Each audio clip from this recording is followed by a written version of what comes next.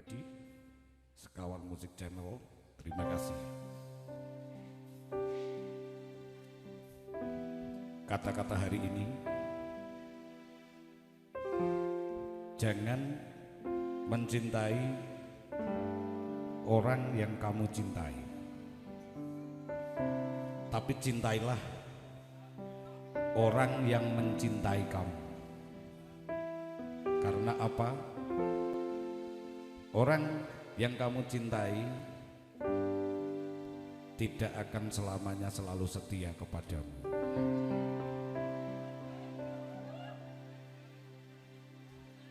Siapapun di situ dan siapapun kamu, jika memang belum selesai dengan masa lalumu, jangan jadikan orang baru sebagai pelampiasan. Masuk Sekawan Musik Indonesia.